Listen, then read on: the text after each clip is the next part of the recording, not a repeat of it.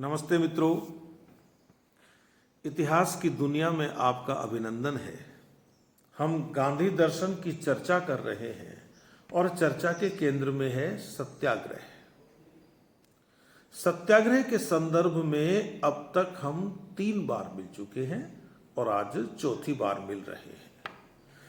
पिछले अंकों में हमने देखा कि गांधी जी ने सत्याग्रह के रूप में एक नई अवधारणा समाज को दी,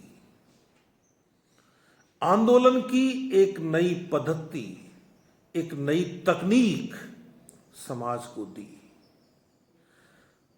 गांधी जी के सत्याग्रह को समझने से पहले जरूरी है कि हम समझें कि वे सत्य किसे कहते हैं। पिछली मुलाकातों में हमने देखा कि गांधी जी कहते हैं कि सत्य व्यक्ति की आत्मा की आवाज है और जरूरी नहीं कि एक व्यक्ति की आत्मा की आवाज दूसरे व्यक्ति की आत्मा की आवाज से मिलती हो। इसलिए अलग अलग लोगों के सत्य अलग अलग होते हैं, लेकिन यह सत्य का सापेक्षिक रूप है। यदि हम सत्य के निरपेक्ष रूप की ओर ध्यान दें, सत्य की निरपेक्षता का विचार करें, तो समझ में आता है कि पूरी दुनिया का सच एक है। दुनिया का ही नहीं, इस दुनिया से बाहर भी कुछ है तो उसका सत्य भी वही है जो दुनिया का है।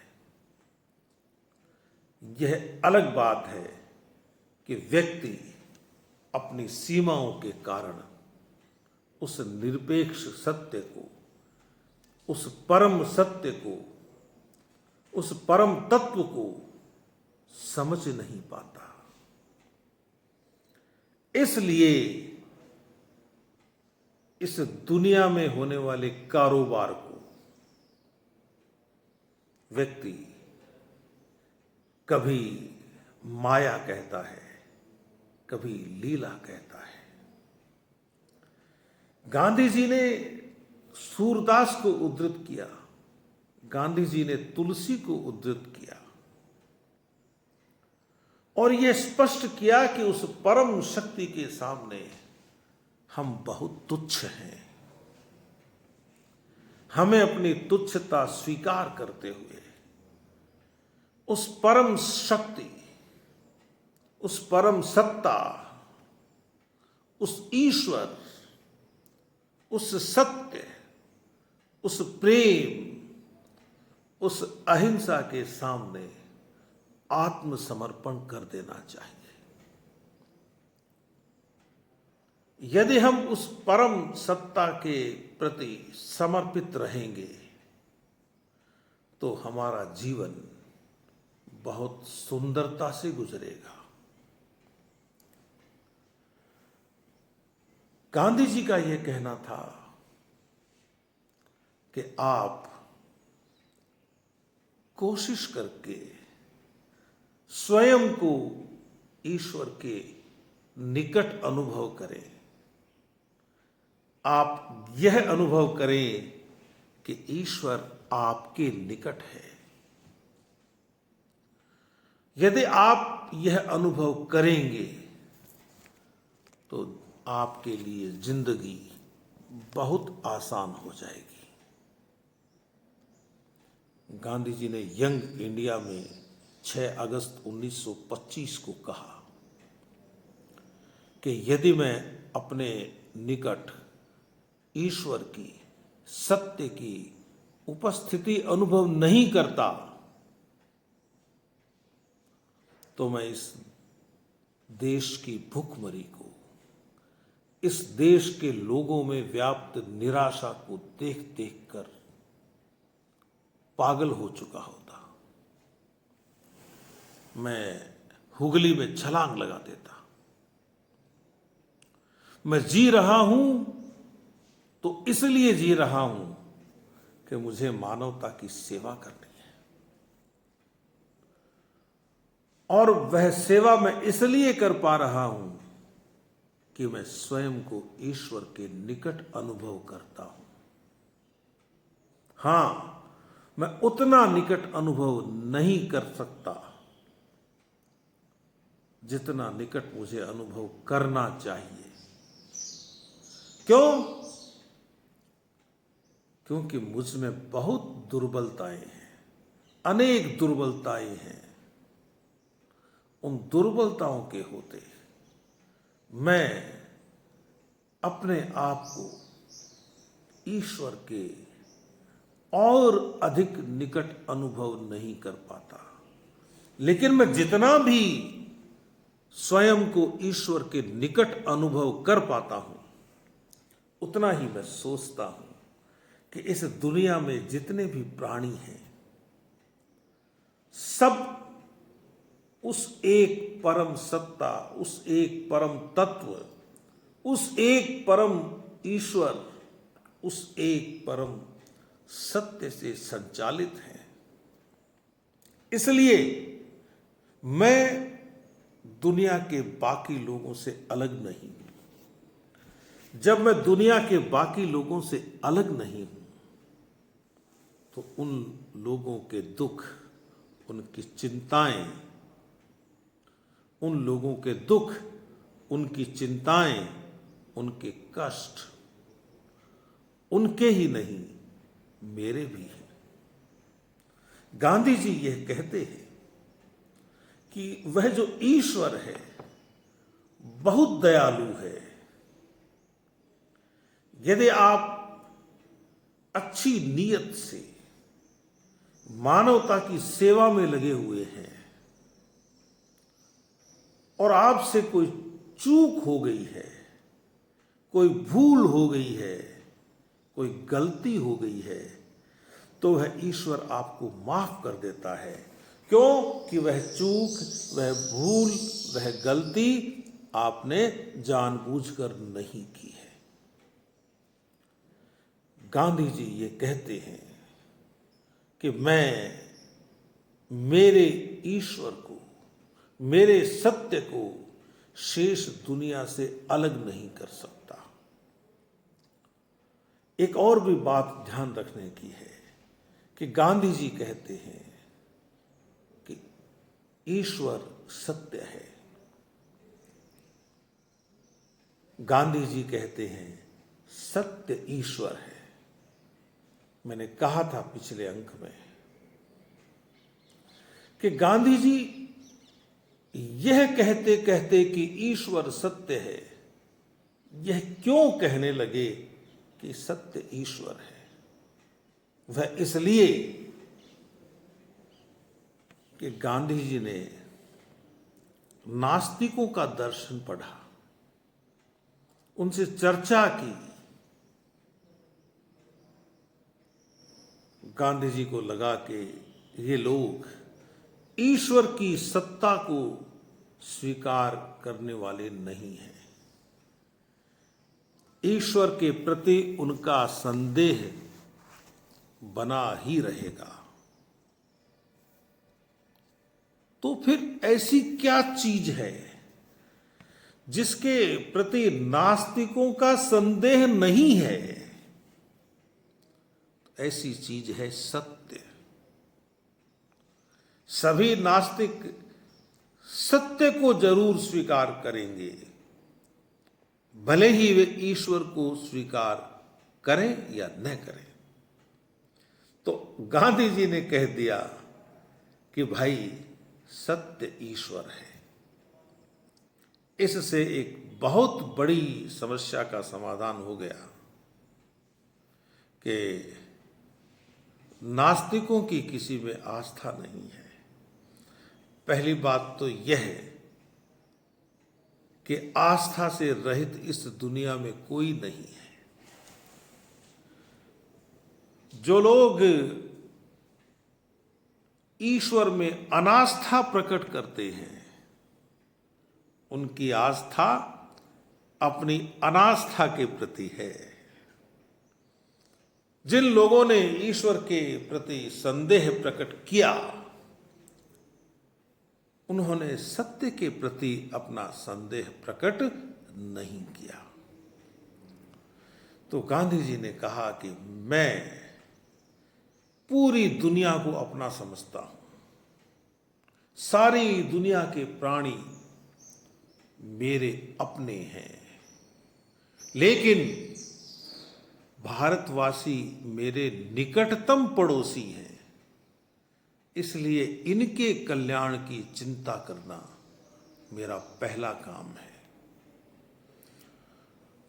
उन्होंने लिखा हरिजन में 29 अगस्त 1936 को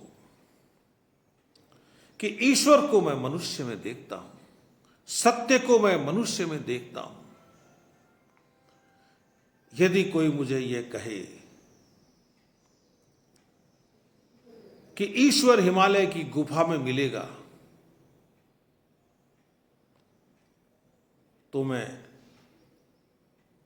हो सकता है उस ईश्वर को पाने के लिए निकल जाऊं, लेकिन मैं जानता हूं कि मुझे वहां ईश्वर नहीं मिलेगा, मुझे ईश्वर मिलेगा मनुष्यों में, और ऐसे मनुष्यों में ईश्वर मिलेगा, सत्य मिलेगा, जो ईश्वर और सत्य का अर्थ नहीं जानते। जिन लोगों को ईश्वर और सत्य के विषय में कुछ नहीं पता, ऐसे मूक लोगों को अपनाना मेरा फर्ज है, और मैं इन्हीं में ईश्वर देखता हूं। इन लाखों करोड़ों लोगों की सेवा के जरिए 11 मार्च 1939 को कहा कि ये जो मूक हैं लोग, कह नहीं पाते, इन लाखों करोड़ों लोगों की सेवा के जरिए ईश्वर जो सत्य है अथवा सत्य जो ईश्वर है, मैं उसकी पूजा करता हूं। उन्होंने कहा कि मेरा तो पथ प्रदर्शक ही ईश्वर है, क्योंकि मैं उसके सामने अपनी पूरी दुर्बलताओं के साथ प्रस्तुत होता हूं। उन्होंने कहा कि ईश्वर वैसे बड़ा ईर्ष्यालु है, यानी बात को कहने का अपना अंदाज है गांधी जी का, कि वह तो बहुत ईर्ष्यालु है, उसके सामने यदि कोई खाली हाथ न जाए, अपनी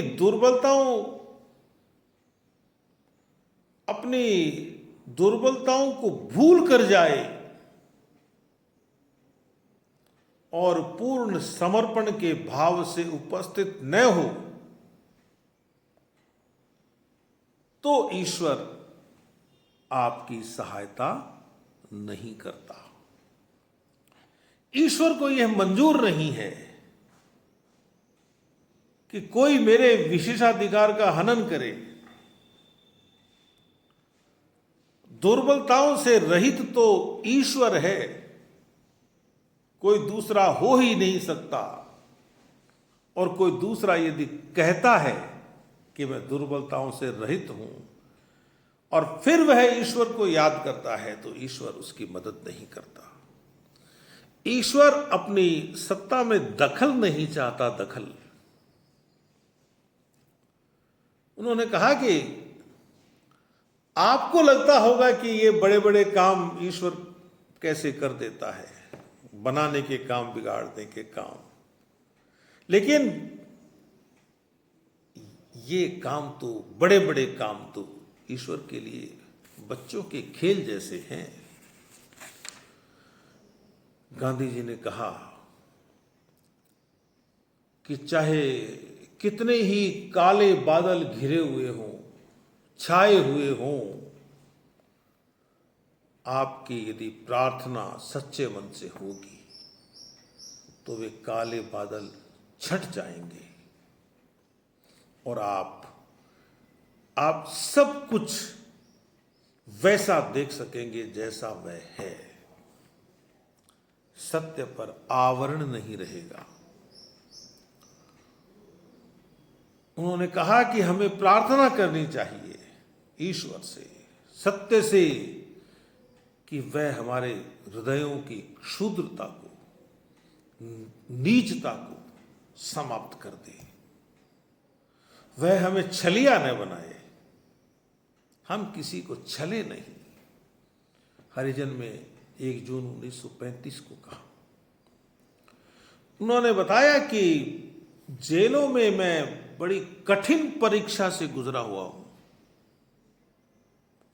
लेकिन मैंने अपने निकट ईश्वर को पाया है, ईश्वर को अनुभव किया है। इसलिए मैं सभी दुखों से बाहर निकल आया, सभी कष्टों से बाहर निकल आया। लेकिन ईश्वर को अपने निकट अनुभव करने का एक ही तरीका है, और वह है आत्म साक्षात्कार। अपने भीतर झांको और फिर कहो, फिर सुनो, फिर करो। उन्होंने कहा कि मैं इतनी कोशिश करने के बाद भी स्वयं को वासना से मुक्त नहीं कर पाया। गांधी जी का मानना था कि इस दुनिया का सबसे बड़ा कलाकार ईश्वर है। वह कब क्या कर दे कोई भरोसा नहीं, वह कब क्या रच दे कुछ नहीं कहा जा सकता, वह कब अपने रचे हुए का नाश कर दे कुछ नहीं कहा जा सकता। गांधी जी का कहना था कि मैं उस कला और साहित्य का पक्षधर हूं जिसकी संबद्धता जनता से हो, और दुनिया का सबसे बड़ा कलाकार तो वही है। उनका कहना था कि हैं दुनिया में बहुत अच्छे अच्छे कलाकार, बहुत अच्छे अच्छे चित्रकार, संगीतकार, पता नहीं कितनी तरह की कलाएं लोग जानते हैं, लेकिन उसकी कला का मुकाबला नहीं है। एक व्यक्ति ने आसमान बनाया, तारे बनाए, चंद्रमा बनाया, आपके सामने रख दिया, साहब देखिए। सीमाएं हैं उसकी, वह तो बना रहा है रंगों से, ब्रश से, आपको दिखा रहा है। लेकिन ईश्वर की कलाकारी तो बनी बनाई है। कभी रात में आसमान देखिए, उसमें तारे देखिए, चंद्रमा देखिए, और फिर सोचिए कि क्या ऐसी रचना कोई कर सकता है। हम इस सबसे बड़े कलाकार को नमन करते हुए, उसका स्मरण रखते हुए हम आगे बढ़े।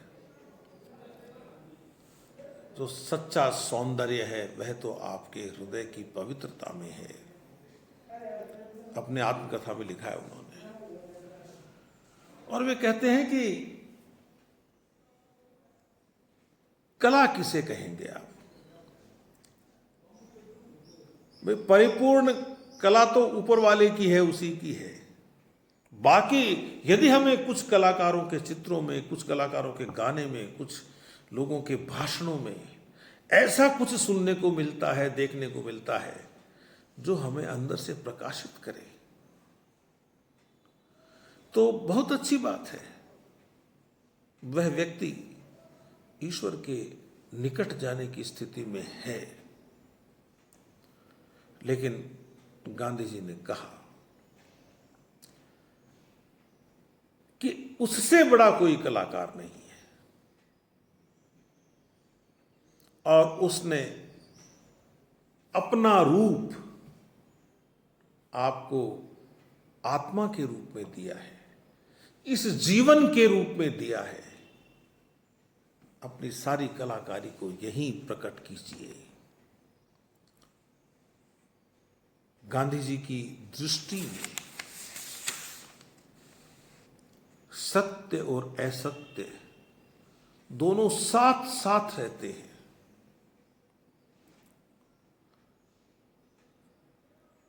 गांधी जी ने कहा ईश्वर को मानने वाले और न मानने वाले लोग भी साथ साथ रहते हैं, और ईश्वर को न मानने वाले लोगों से गांधी जी को कभी घृणा नहीं हुई।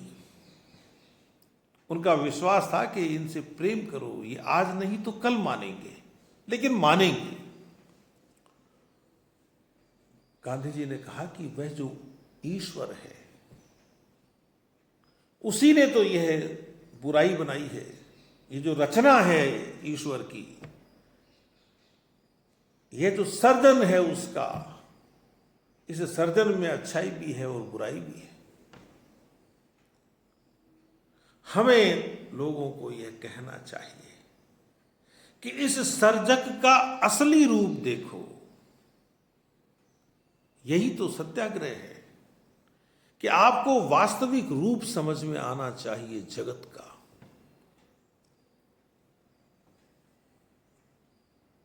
जब गांधी जी कहते हैं कि यह दुनिया अपने आप में बहुत सुंदर है, तो इसका मतलब यह है कि इस दुनिया को हमें खूबसूरती से जीना चाहिए। उन्होंने कहा कि हम उस परम सत्य को पहचान नहीं पाते हैं, इसलिए हमसे गलतियां होती हैं। आप गलतियां करते रहें यदि आप जानबूझ के गलती नहीं कर रहे हैं।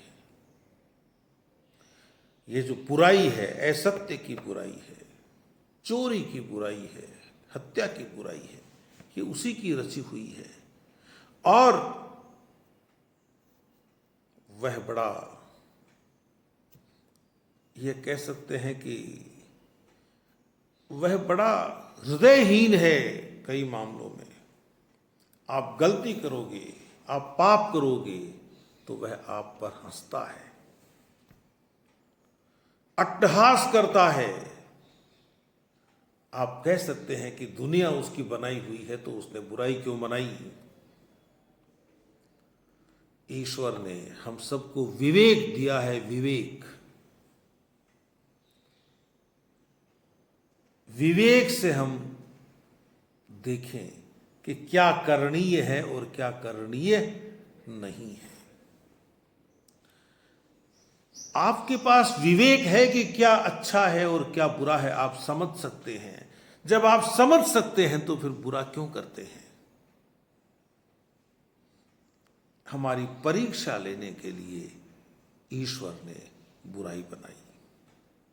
तो यह गांधी जी के सत्याग्रह का एक रूप है, जिस रूप को हम सत्य कह सकते हैं। इन बातों को समझे बिना हम गांधी जी के सत्याग्रह के दिव्य संदेश को समझ नहीं सकते। उन्होंने कहा कि निष्क्रिय प्रतिरोध, सविनय अवज्ञा, ये दो बातें ऐसी हैं जिनके बारे में मैं समझता हूं कि इनका ज्ञान, इनकी समझ पूरी दुनिया को होनी चाहिए। तो जब हम अगली बार मिलेंगे तो बात करेंगे निष्क्रिय प्रतिरोध की, बात करेंगे सविनय अवज्ञा की, बात करेंगे सत्याग्रह के स्वरूप की। तब तक अपने इस मित्र को आप अनुमति दीजिए। नमस्कार।